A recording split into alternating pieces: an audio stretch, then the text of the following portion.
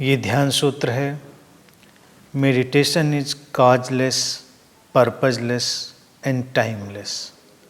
अर्थात ध्यान अकारण है, निरुद्देश्य है और समयातीत है।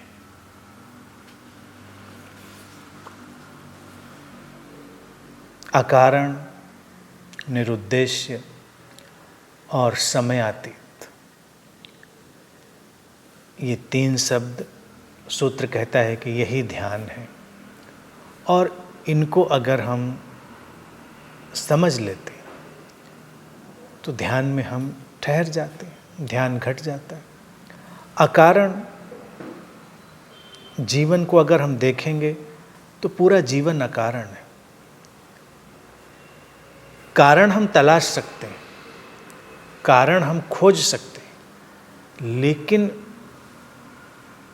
अगर हम गहराई से देखेंगे तो जीवन सचमुच में अकारण है। हम पैदा हुए, क्या कारण हो सकता है? भारत में इसीलिए हम इन सारे जीवन के घटनाक्रमों को, प्रक्रियाओं को एक ही शब्द में समेटते रहे हैं, लीला। भारतीय दर्शन में हम कहते रहे हैं कि लीला है अस्तित्व की। सब घटता है, विसर्जित होता है और ये ऐसे ही क्रम चलता रहता है। किसी भी घटना के पीछे बहुत से कारण हो सकते हैं। हम एक दो कारण खोज सकते हैं, लेकिन जब बहुत कारण हो, अनंत कारण हो, तो भी उसे अकारण ही मान लेना उचित है, क्योंकि ठीक ठीक कारण जाना जा सकना तो संभव नहीं। तो इसलिए अगर हम अकारण चित्त दशा में प्रवेश करें और जीने लग जाएं, तो हम शांत हो जाएंगे। अब किसी को क्रोध आया मान लीजिए, तो हम क्रोध का कारण ढूंढेंगे, इसलिए क्रोध आया।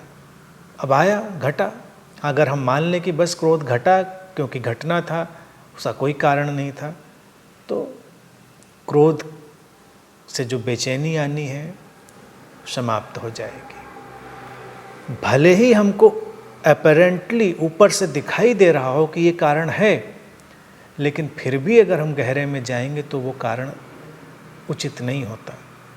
तो इसीलिए अकारण चित्त दशा को अगर जीवन में जगह देंगे तो बहुत शांति आएगी। और फिर निरुद्देश्य, पर्पजलेस।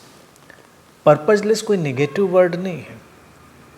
इसको अगर हम सकारात्मक दृष्टि से देखेंगे तो बहुत ही सुंदर, गहरा और समझने जैसा ये शब्द है। जीवन सचमुच में पर्पजलेस है, या कहें जीवन ही जीवन का उद्देश्य है, लेकिन हम बीच में अपने पर्पज बनाते हैं, अपने उद्देश्य बनाते हैं और उन उद्देश्यों के पूरे होने या न पूरे होने से व्यथित होते हैं। ये भी एक लीला है कि हम ऐसा करते हैं, हम इसके लिए डिजाइंड हैं।